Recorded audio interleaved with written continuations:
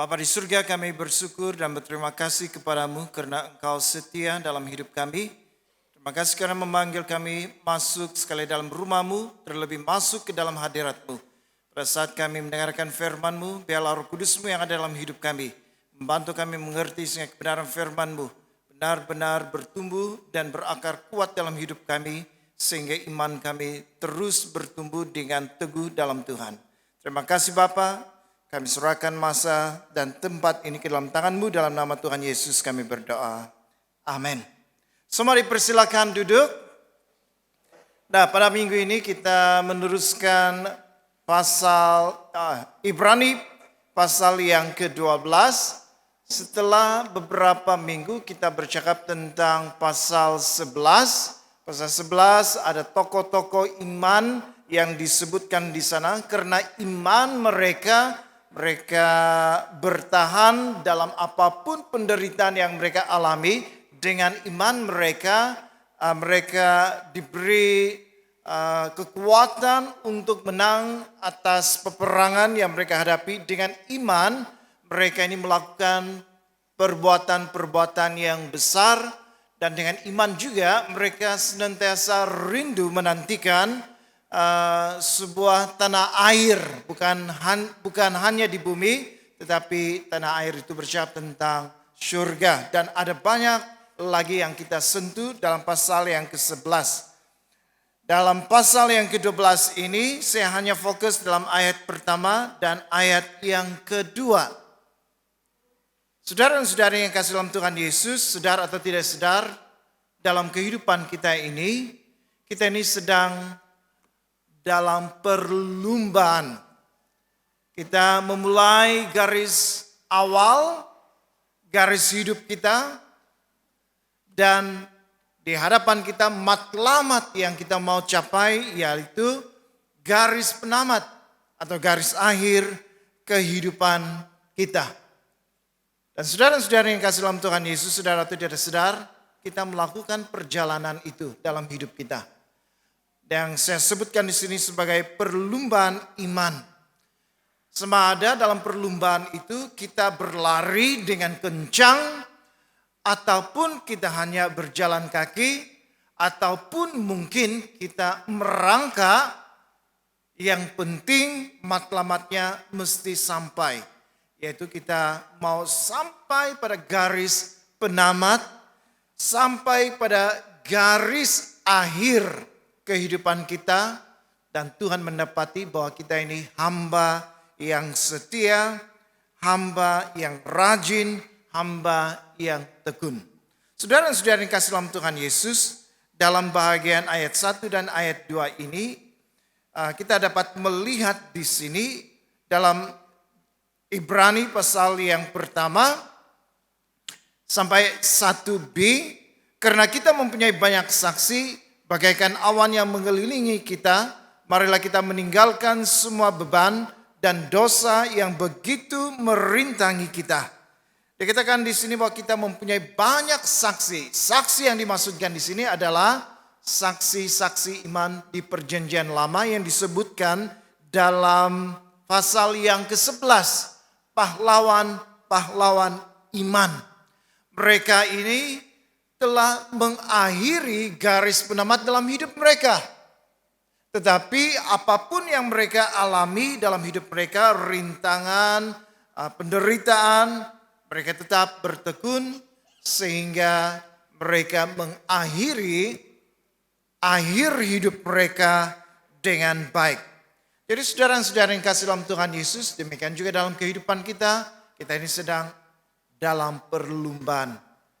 Sama kita berlari dengan kencang, berjalan dengan santai, ataupun merangkak, pastikan bahwa kita akan sampai pada garisan akhir, garisan penamat, yaitu kehidupan kita dengan baik.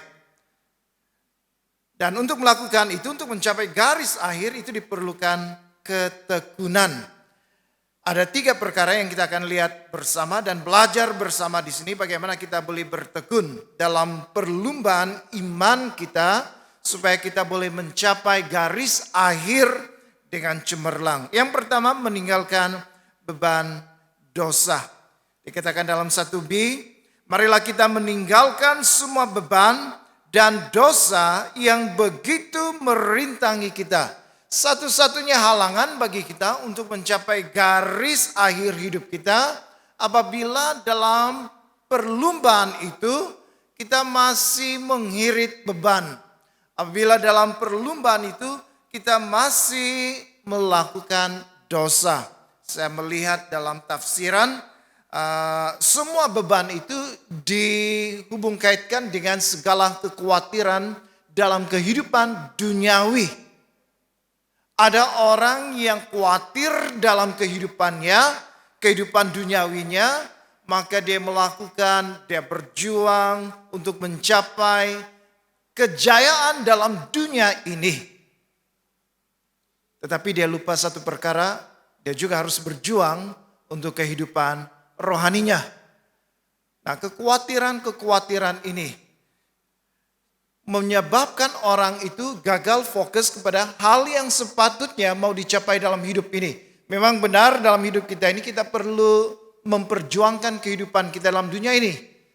Sebab kalau kita baring-baring di rumah, duduk-duduk di rumah dengan santai, duit itu tidak jalan ya. Tidak jalan datang kepada kita. Tidak, kita harus berusaha, kita harus bekerja sehingga kita memiliki uang dan uang itu mencukupkan keperluan harian kita.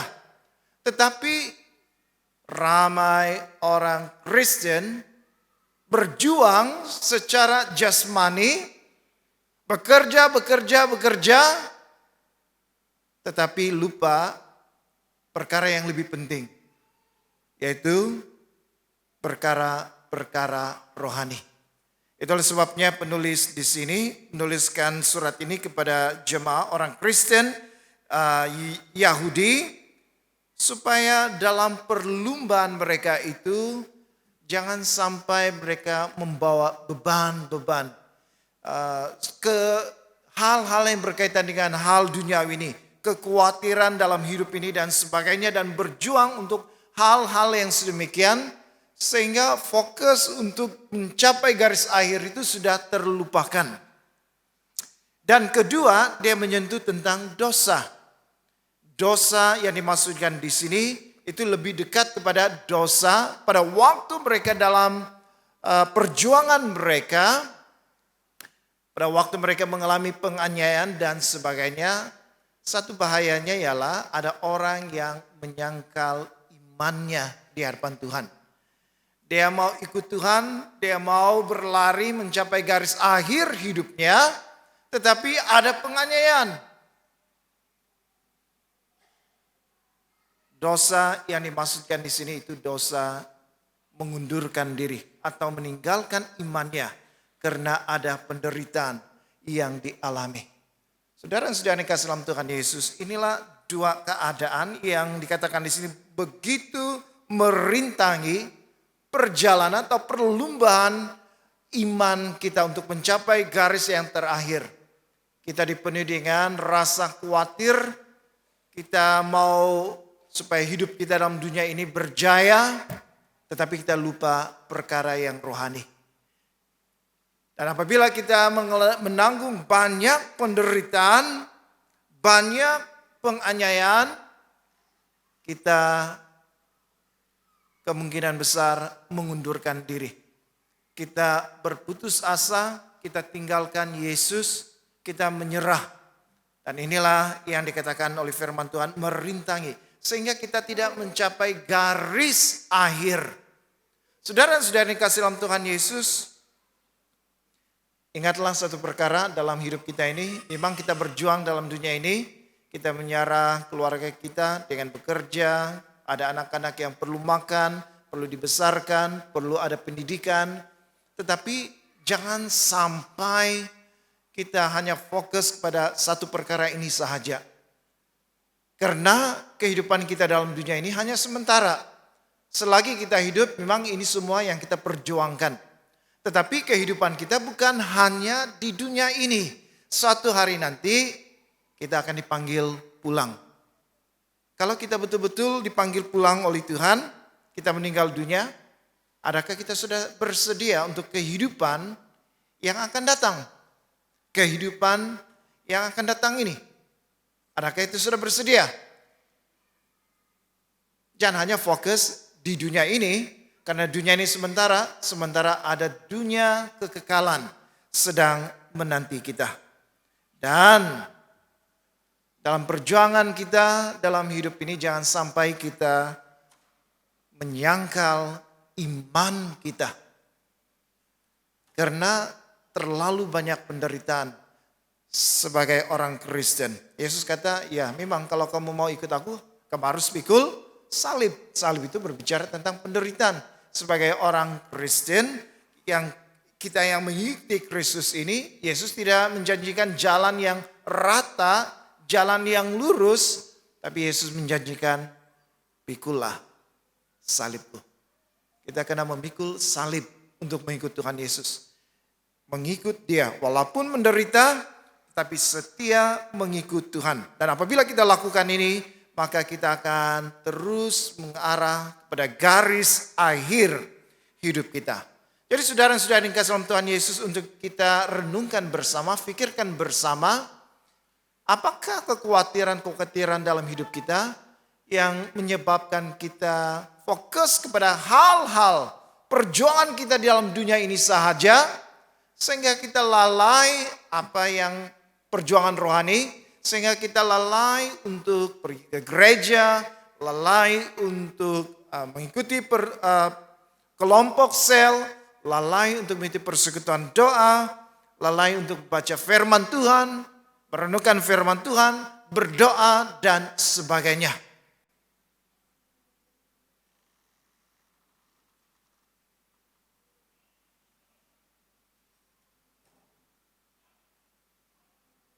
Pikirkan bersama. Kalau memang ada hal-hal yang sedemikian, inilah yang firman Tuhan nasihatkan. Menanggalkan semua beban dan dosa. Itu seperti perkataan menanggalkan, seperti kita tanggalkan baju kita. Kita lepaskan baju kita. Jadi semua beban-beban itu lepaskan. Dosa, menyangkal Tuhan itu lepaskan. Jangan kenakan, lepaskan. Kalau itu masih lagi kita pakai, saudara-saudari, dalam perlombaan iman kita untuk menuju garis penamat, kita mungkin hampir sampai mungkin 10 langkah, 5 langkah untuk mencapai garis akhir, tetapi hal-hal ini merintangi perjalanan perlombaan iman kita.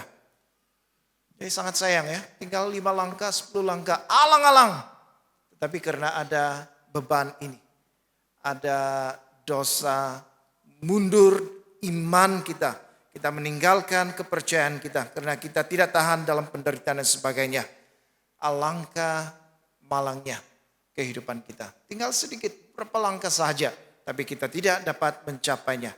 Jadi apapun yang menjadi beban dan dosa yang merintangi kita itu, kita harus tanggalkan, kata firman Tuhan. Kedua, berlumba dengan tekun. Dalam ayat 1c, dan berlumba dengan tekun dalam perlumbaan yang diwajibkan bagi kita. Jadi saudara atau tidak sadar, kita ini dalam perlumbaan rohani ya, perlumbaan iman untuk mencapai garis yang terakhir. Dan dinasihatkan supaya kita ini berlumba dengan tekun. Kenapa perkataan tekun? Karena memang seperti yang saya sebutkan dalam poin yang pertama, memang ada banyak beban dan dosa yang menggoda kita. Apalagi ada penganiayaan, kesusahan, ada salib penderitaan untuk mengikuti Yesus, maka itu menjadi cebaran. Oleh sebab itu kita harus, kata firman Tuhan, bertekun dalam perlumbaan ini. Bertekun. Dan dalam tafsiran juga mengatakan bahwa bertekun itu juga bercakap tentang bertahan. Jadi kalau ada kesusahan yang kita alami dalam hidup kita, masalah demi masalah mendatangi hidup kita, saudara yang kasih dalam Tuhan Yesus, kita mau bertekun, kita mau bertahan. bertahan. Hanya orang yang bertahan, yang bertekun, sama ada dalam perlombaan ini orang itu berlari dengan kencang atau berjalan dengan perlahan-lahan ataupun mungkin merangkak untuk menuju garis penamat. Saudara dan saudari yang kasih dalam Tuhan Yesus, selagi ada semangat ketekunan, semangat untuk bertahan, cepat atau lambat orang itu akan pasti sampai di garisan penamat. Masih ingat cerita kartun yang ditayangkan di RTM? Masa saya kanak-kanak saya suka lihat kartun ini. Kartun pendek ya. Itu tentang perlombaan Arnab dan kura-kura. Kalau yang budak-budak baru itu tidak tahu mungkin ya. Mereka tidak lihat mungkin kartun itu. Mungkin dari cerita ada. Tapi kalau yang sebaya dengan saya, itu tahu tentang kartun itu. Jadi diadakan satu perlombaan antara Arnab dan kura-kura. Dan Arnab ini begitu bersemangat karena dia tahu dia pasti menang. Sebab dia berlari kencang. Sedangkan kura-kura itu tidak pandai berlari. Kura-kura itu merangkak satu langkah demi satu langkah. Dengan keyakinan yang tinggi, dengan semangat yang tinggi, Arnab ini yakin dia boleh memenangi perlombaan itu. Dan apabila perlombaan itu dimulai, siapa yang memecut duluan? Tentulah Arnab. Meninggalkan jauh ke belakang kura-kura. Karena mungkin kura-kura itu baru dia melangkah satu langkah ke depan, kura-kura mungkin sudah 2-3 langkah ke hadapan. Tetapi apa yang terjadi? Arnab ini nampak, kura-kura tidak kelihatan, agak jauh ketinggalan. Lalu Arnab ini, dia pergi menyandar di sebatang pohon, sementara menunggu dia santai-santai, tanpa dia sadar dia terlelap. Kura-kura ini walaupun sudah jauh ditinggalkan, apa yang dia lakukan? Dia tetap bertekun melangkah satu langkah demi satu langkah. Dan kura-kura itu pada akhirnya dia memotong ya, kalau cakap memotong, memintas Arnab yang sedang tertidur lelap. Dan apabila kura-kura ini hampir menghampiri garis penamat, Arnab ini terjaga. Dan apabila dia melihat di mana sudah kura-kura ini, lihat ke kanan, apabila dia lihat ke garis penamat, kura-kura itu sudah menghampiri garis penamat. Jadi tanpa berlinga lagi, Arnab ini dengan sekuat tenaga, dengan sekuat kemampuannya, bangkit dan berlari dengan pantas supaya dia boleh mencapai garis penamat itu. Tetapi apa yang terjadi? Arnab ini yang sampai duluan di garis penamat. Saudara-saudara yang kasih dalam Tuhan Yesus, itulah saya katakan dalam perlombaan iman ini sama ada kita ini berlari seperti Arnab, atau kita hanya berjalan dengan santai, atau mungkin kita ini melangkah satu demi satu seperti kura-kura. Bagaimanapun cara kita berlari, berjalan ataupun merangkak, bagaimanapun kencangnya atau mungkin lambat seperti kura-kura, semua kita, matlamat kita mau capai garis terakhir dalam hidup kita. Kita perlukan ketekunan. Kura-kura Arnab mulai dengan begitu cemerlang, berlari pantas, meninggalkan kura-kura. Permulaan bagi kura-kura memang lambat, tetapi kura-kura menunjukkan ketekunannya. Sehingga dia melangkah dan akhirnya dialah yang menjadi pemenang. Jadi saudara-saudari yang saya kasih dalam Tuhan Yesus, kita pun seperti itu dalam perlombaan iman kita. Semada kita memulai itu dengan cara bergaya, dengan laju, dengan kencang, ataupun kita berjalan saja, ataupun mungkin terlalu banyak perintangan sehingga kita mulai merangkak untuk menuju garis akhir. Yang penting kita perlu ada ketekunan. Bertahan sehingga akhir. Tuhan Yesus pernah mengatakan, orang yang terdahulu akan menjadi terkemudian. Orang yang terkemudian itu akan menjadi orang yang terdahulu. Karena ketika Yesus memberitakan firman Tuhan, orang Farisi, pemimpin-pemimpin agama, mereka menolak, tidak mau percaya. Yang herannya, yang memberi respon terhadap pemberitaan firman Tuhan, itu orang-orang yang dianggap berdosa. Pemungut cukai, perempuan dengan hormat SUNDL, orang-orang yang dianggap berdosa, inilah kelompok yang memberi respon terhadap firman Tuhan yang disampaikan oleh Tuhan Yesus. Sehingga Yesus mengatakan orang yang terdahulu, ini orang-orang yang pemimpin-pemimpin agama, orang Farisi dan sebagainya, ini orang-orang yang terdahulu. Mereka ini pemimpin-pemimpin. Yesus mengatakan mereka akan menjadi orang yang terbelakang. Orang yang terbelakang, yang terkemudian itu, ini golongan pemungut cukai, orang-orang berdosa. Yesus katakan mereka ini menjadi orang yang terdahulu. Saudara dan saudara yang kasih dalam Tuhan Yesus, saya rasa sangat sedih apabila saya mendapati ada pemimpin yang dahulunya berdiri di hadapan, lakukan pelayanan, terlibat pelayanan dan sebagainya, tetapi sudah hilang. Tidak kelihatan lagi di gereja. Tidak terlihat lagi dalam kelompok sel. Tidak terlihat lagi dalam kelompok doa. Saudara dan saudara yang kasih dalam Tuhan Yesus, kencangkah kita berlari, kita berjalan dengan santaikah, atau mungkin kita terpaksa merangkak, kita harus bertekun, kita harus bertahan.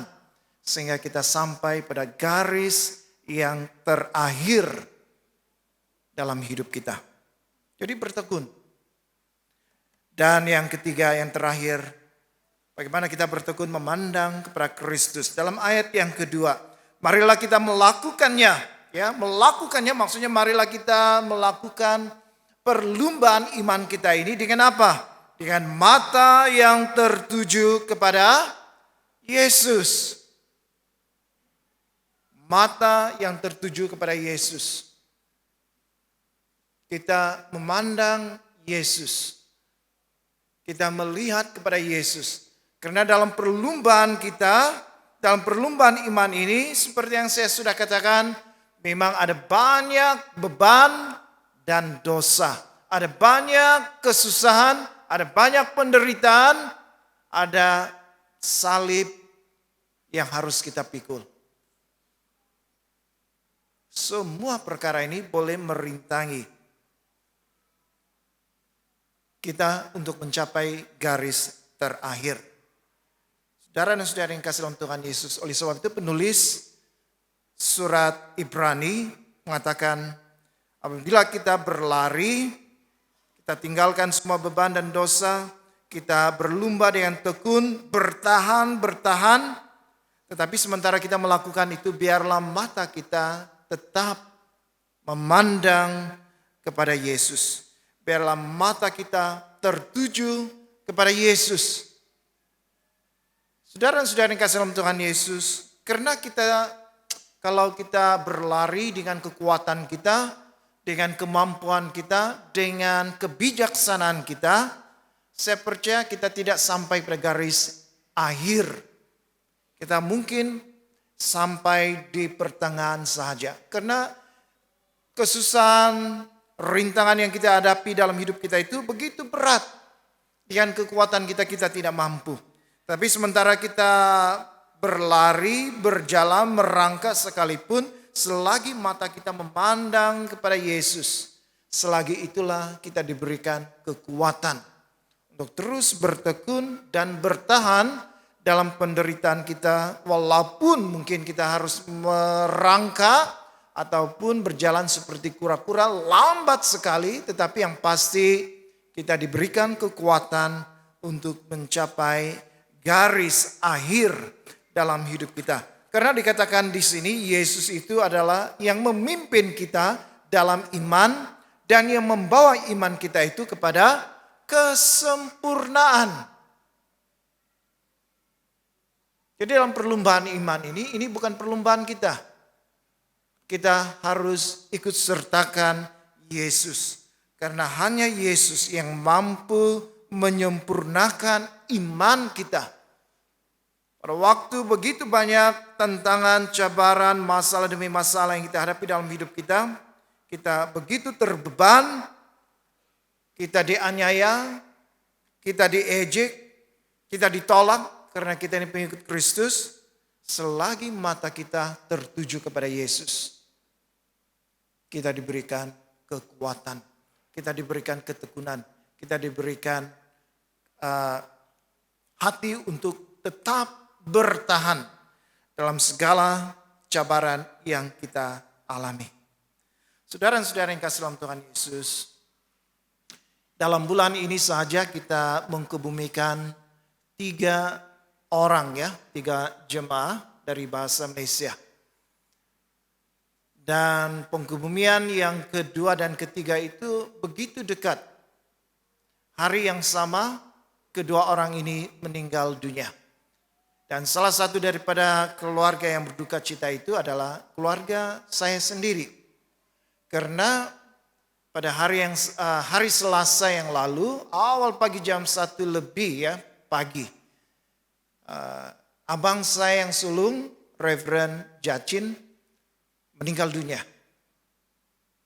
Dan adik-beradik saya memberitahu kepada saya, kalau ibu saya yang meninggal dunia itu jaraknya antara bapak saya yang meninggal dunia itu 4 tahun. 4 tahun jaraknya. Kemudian abang yang kedua meninggal dunia tahun ini juga. Itu jarak kematiannya dengan abang yang tua yang baru-baru ini hanya 4 bulan. Jadi ada 4 tahun dan ada 4 bulan. Jangan beli tuto ya. Itu 4 tuh kalau bahasa Cina itu angka 4 itu tidak bagus. Tapi itu yang terjadi 4 tahun 4 bulan. Jadi sebagai ahli keluarga dan khususnya untuk istri mendiang, pastilah kejadian ini sangat memukul iman kami. Untuk saya anak yang ketiga, anak pertama, anak kedua sudah meninggal dunia. Sekarang saya harus memikul tanggung jawab dalam keluarga sebagai abang yang pertama ya, setelah abang yang pertama dan kedua meninggal dunia. Jadi sangat terpukul, sangat sedih. Waktu saya kembali dari hospital setelah abang saya meninggal dunia, waktu saya sedang tidur, setiap kali saya terjaga, pikiran saya memperingatkan saya, Reverend Jacin sudah meninggal. Kemudian saya terlelap lagi, apabila saya tersedar, pikiran yang sama datang lagi, Reverend Jacin sudah meninggal. Jadi itu memperingatkan saya, karena memang mula-mulanya susah untuk menerima orang yang kita kasih itu meninggal dunia. Macam tidak percaya. Tetapi itu yang saya alami. Dan akhirnya karena itu diperingatkan terus, akhirnya saya memang sudah menerima kenyataan abang yang dikasihi itu sudah meninggal dunia. Saudara-saudara yang dikasihi oleh Tuhan Yesus, tetapi bezanya ini. Orang Kristen apabila ada keluarga yang meninggal dunia, kita memang rasa bersedih, tetapi dalam kesedihan kita itu masih ada pengharapan. Berbeza dengan orang bukan Kristen atau Kristen kulit, apabila kehilangan ahli keluarga, bersedih dan seperti sudah kehilangan pengharapan. Jadi dalam kesedihan kami sebagai ahli keluarga, dalam kesedihan istri mendiang dan anak-anak mendiang, kami memang sedih. Karena sedih itu emosi manusia. Memang rasa sedih karena perpisahan. Tetapi dalam kesedihan itu kami tidak kehilangan pengharapan. Kami memandang kepada Yesus. Kami tetap memandang kepada Yesus. Apabila kami memandang kepada Yesus, Yesus memberikan kami kekuatan. Dan apabila kami memandang kepada Yesus, Yesus itu adalah sumber kebangkitan dan hidup. Orang yang sudah meninggal tidak akan mati selama-lamanya, kata Tuhan Yesus. Bahkan apabila Yesus datang kali kedua ke dalam dunia ini, orang yang sudah meninggal dunia yang percaya kepada Yesus itu akan dibangkitkan. Dan pada waktu itu, kalau kita atau kami, keluarga yang bersedih sekarang ini, kami masih hidup, kami akan bertemu sekali lagi dengan mendiang Reverend Jacin, dengan mendiang abang saya yang kedua, dengan orang tua saya, bahkan semua orang yang kita kasih yang sudah meninggal dunia. Jadi penting sekali dalam perlumbaan iman kita memang ada banyak beban, ada banyak perintangan, ada banyak pergumulan. Dan kalau kita tidak memandang kepada Yesus, mungkin kita akan menjadi lemah dan kita akan berputus asa. Saya teringat cerita tentang Yesus dan murid-murid. Murid-murid ini berada di perahu. Mereka mau menyeberang tetapi angin terlalu kuat kencang. Yesus tidak bersama dengan mereka. Dan satu kali Yesus berjalan menghampiri mereka. Berjalan di atas air. Dan mereka semua ketakutan menganggap yang mereka lihat itu, orang yang mereka lihat itu adalah hantu. Tapi Yesus mengatakan, ini aku. Lalu Petrus mengatakan, kalau kamu Tuhan, izinkan aku berjalan di atas air untuk mendapatkan kamu. Dan Tuhan izinkan, lalu Petrus mulai menginjakkan kakinya di atas permukaan air dan dia boleh berdiri. Dia boleh berdiri di atas air. Tetapi apa yang terjadi? Karena dia melihat di sekelilingnya, mungkin ada ombak, mungkin ada angin yang keras. Sepatutnya dia harus memandang kepada Yesus. Tetapi pandangannya itu teralih kepada keadaan di sekelilingnya. Sehingga dia mulai tenggelam, kata firman Tuhan. Saudara dan saudari yang kasih dalam Tuhan Yesus, kalau kita melihat di sekeliling kita, melihat keadaan kita, melihat keadaan orang lain, tanpa melihat kepada Yesus, kemungkinan kita akan tenggelam. Kemungkinan kita tidak sampai pada akhir hidup kita. Garis penamat itu. Tapi itulah sebabnya kita harus pandang kepada Tuhan Yesus. Supaya kita fokus kepada Dia dan kita tetap, sekalipun merangkak sekalipun, kita masih mencapai garis akhir hidup kita. Pandang terus pada Yesus. Kalau ada masalah, mau putus asa, pandang Yesus. Kalau kau sakit hati dengan pemimpinmu, jangan pandang pemimpinmu. Pandang kepada Yesus. Kalau tidak, kau mulai ada kepahitan dalam hati, lalu tidak mau lagi jumpa pemimpinmu. Dan separuh jalan saja, tidak sampai pada garis akhir. Jadi pandang kepada Yesus. Jadi saudara-saudara yang kasih dalam Tuhan, marilah kita bertekun dalam perlumbaan iman kita, supaya kita boleh mencapai garis akhir hidup kita dengan baik. Dan bukan hanya dengan baik, tetapi dengan cemerlang. Dalam perjalanan memang ada banyak tekanan, ada banyak cobaan, ada banyak penganiayaan, ada banyak penderitaan. Tetapi sementara kita dalam perjalanan ini, kita terus pandang kepada Yesus. Yesus memberikan kita kekuatan, Yesus memberikan kita kesabaran sehingga kita bertekun dan bertahan sampailah pada garis akhir hidup kita. Dan Tuhan menepati kita ini adalah hamba yang baik, hamba yang setia. Mari kita berdoa. Bapa di surga, terima kasih untuk firman Tuhan yang kami belajar bersama-sama. Biarlah dalam kehidupan kami yang bagaikan satu perlombaan, semada kami berlari, berjalan atau merangkak sekalipun, kami mau mencapai garis akhir hidup kami. Dan sudah pasti dalam perjalanan kami menuju garis akhir, ada banyak cabaran yang merintangi kami. Tapi tolonglah supaya mata kami selalu fokus kepada Tuhan Yesus. Supaya keadaan-keadaan yang ada di sekeliling kami itu bukan menjadi perhatian kami. Sehingga apabila kami melihat masalah yang besar, kami lupa ada Tuhan yang besar di sebalik masalah kami. Tapi apabila kami melihat Yesus, masalah apapun yang kami alami dalam hidup kami yang besar sekalipun, Yesus memberikan kami kesabaran, Yesus memberikan kami kekuatan, sehingga kami tekun dalam perlombaan ini, bertahan, dan kami boleh mengakhiri hidup kami dengan baik dan cemerlang, dan Tuhan mendapati kami tetap setia. Terima kasih Bapa, dalam nama Tuhan Yesus kami berdoa. Amin.